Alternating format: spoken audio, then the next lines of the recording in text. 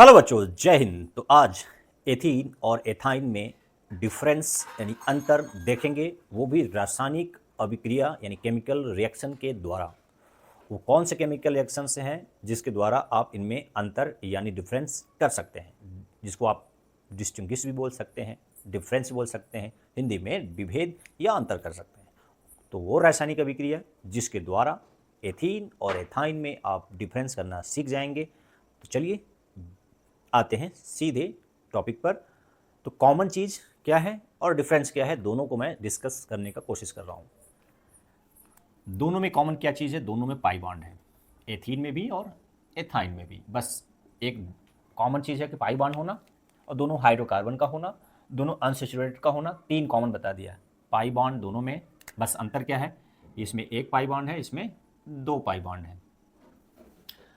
दूसरा समानता, दोनों हाइड्रोकार्बन है। तीसरा समानता, दोनों ही अनसैचुरेटेड यानी असंतृप्त हाइड्रोकार्बन है। ये कॉमन हो गया। चौथी कॉमन चीज़ क्या है? दोनों ही एडिशन रिएक्शन देते हैं यानी योगात्मक अभिक्रिया देते हैं। ये कॉमन चीज़ है। हाइड्रोजनेशन यानी हाइड्रोजन का अभी आपने पिछले वीडियो में देखा होगा कि दोनों पर ही हाइड्रोजन का योग यानी एडिशन हो सकता है और वो अनसैचुरेटेड से सैचुरेटेड हाइड्रोकार्बन में कन्वर्ट हो सकते हैं। ये दो स्टेप में होगा, ये एक स्टेप में देता है। इसमें पाई बॉन्ड ज़्यादा है तो जल्दी रिएक्शन होगा, फास्ट होगा और हाई एंथैल्पी ऑफ हाइड्रोजिनेशन होगा। ठीक है, तो ये तो होगी कॉमन बात जितना आप जानते थे। अब आते हैं जो आप हो सकता है जानते हो, या नीट की तैयारी या उससे उस लेवल की तैयारी करते होंगे तो आप पढ़े होंगे। नहीं पढ़ेंगे तो आज पढ़ लीजिए, सुन लीजिए, समझ लीजिए कि दोनों में अंतर करना हो तो क्या आप ब्रोमीन वाटर या केमिनोफोर के द्वारा कर सकते हैं क्या?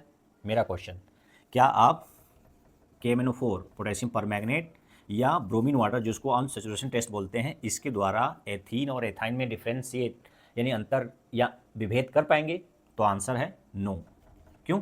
ये दोनों ही रिएक्शन इनके द्वारा संभव है, यानी ये एथाइन भी रिएक्शन देता है और एथीन भी देता है, तो इनके द्वारा ये संभव नहीं है। तो किसके द्वारा करें? तो वो दो रिएजेंट हैं, एक है टॉलेंस रिएजेंट और दूसरा है क्यूप्रस क्लोराइड और अमोनिया के प्रेजेंस में।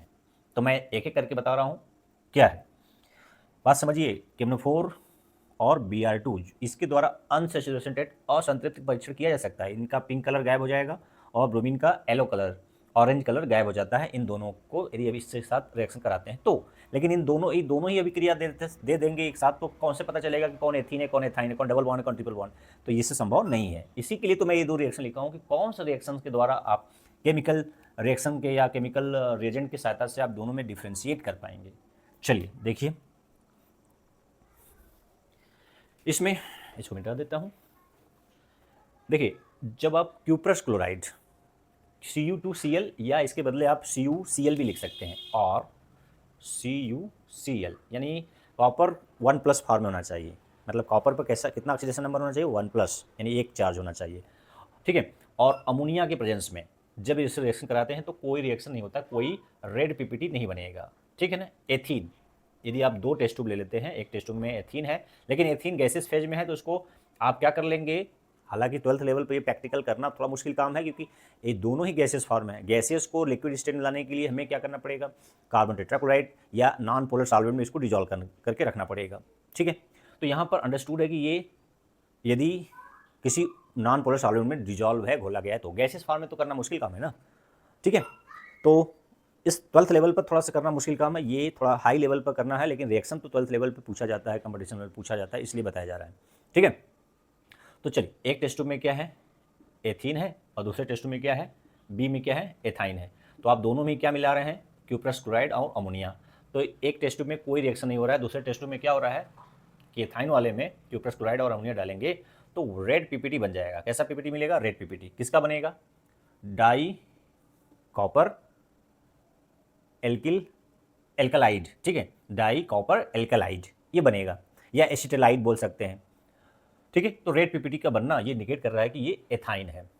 इसमें क्या बन रहा है? रेड पीपीटी बन रहा है। क्या बन रहा है? Red PPT. तो इसका मतलब जिसमें रेड पीपीटी बन रहा है वो एसिटिलीन या एथाइन है, और जिसमें कोई चेंज नहीं आ रहा है वो क्या है? एथीन है। ये एक टेस्ट हो गया। दूसरा टेस्ट है, दूसरा जिसको आप क्या बोलते हैं?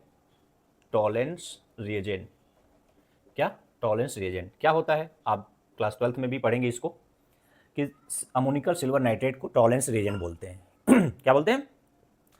Ammoniacal silver nitrate. तो इसके बदले में कुछ कहीं कहीं ऐसा लिखा मिलेगा, तो घबराइएगा नहीं। कैसा लिखा मिलेगा? इस तरह से AgNH3 होल ट्वाइस, ठीक है, इसको स्क्वायर ब्रैकेट में, इस पर एक पॉजिटिव और उसके साथ OH। इसको ऐसे भी लिखा मिल सकता है आपको, तो घबराइएगा नहीं, दोनों ही फॉर्म है। यहाँ पर सिल्वर नाइट्रेट और अमोनिया एक साथ दो अलग अलग चीज़ लिखाया गया है, यहाँ कॉम्प्लेक्स कंपाउंड के टर्म में दिखाया जाता है, तो दोनों ही सही है। तो जब इसके साथ टॉलरेंस रिएजेंट यानी अमोनिया सिल्वर नाइट्रेट को मिलाया जाता है तो क्या होता है? एथाइन वाले में ये क्या है? एथीन, इन, कोई रिएक्शन नहीं, कोई अभिक्रिया नहीं, ठीक है। ये भी एथीन है, दो रिएक्शन से हम चेक कर रहे हैं, दो रिएजेंट की सहायता से चेक कर रहे हैं एथीन और एथाइन में। लेकिन यहाँ पर आपको वाइट पीपीटी मिलता है एथाइन वाले केस में। क्यों? क्योंकि ये जो टर्मिनल हाइड्रोजन है वो क्या होता है? रिप्लेस हो जाते हैं Ag के द्वारा। तो Ag इस एसिडिक हाइड्रोजन को क्या करता है? रिप्लेस करके उसके साथ जुड़ जाता है और वाइट पीपीटी बना लेता है, और बाई प्रोडक्ट है अमोनियम नाइट्रेट और वाटर। यहाँ पर भी बाई प्रोडक्ट अमोनियम क्लोराइड और वाटर। यहाँ पर कॉपर मेटल रिप्लेस किया हाइड्रोजन को, यहाँ पर सिल्वर मेटल। लेकिन यहाँ पर ये हाइड्रोजन एथीन के रिप्लेस मेटल द्वारा नहीं हो पाते। तो ये तरीका है आपको एथाइन और एथीन में डिफरेंस करने का। लेकिन बेयर रिएजेंट जो आपने अभी पढ़ा, KMnO4 और ब्रोमीन वाटर द्वारा इन दोनों को डिफरेंशिएट यानी अंतर नहीं कर पाएंगे। इसलिए अच्छा ध्यान रखिएगा, कभी कभी आपको कंफ्यूज करने के लिए टॉलरेंस के साथ साथ फेलिंग, जो आप एल्डिहाइड का टेस्ट करते हैं, एल्डिहाइड कीटोन का, तो वो दिमाग में रहता है बच्चों को, तो गलतफहमी में यहाँ पर क्यूप्रस क्लोराइड को वो फेलिंग टर्म दे देते हैं कन्फ्यूज करने के लिए, तो इंट्रेंस में आ सकता है। तो टॉलरेंस तो ठीक है, टॉलरेंस यहाँ पर आप सिल्वर नाइट्रेट और अमोनिया को टॉलरेंस एजेंट बोलते हैं, लेकिन फेलिंग यहाँ यूज नहीं कर सकते, क्योंकि कॉपर वहाँ फेलिंग में कॉपर 2+ होता है, तो वो यूज नहीं करना है। 1+ वाला क्यूप्रस क्लोराइड यूज करना है। और अमोनिया फेलिंग टेस्ट टॉलरेंस ये एथाइन नहीं देगा।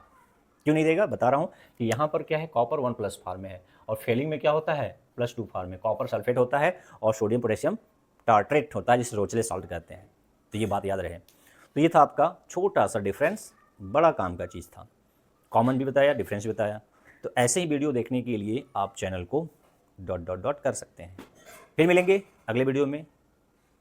जय हिंद, जय भारत। स्क्रीनशॉट ले लीजिए, मैं हट गया, ले लीजिए।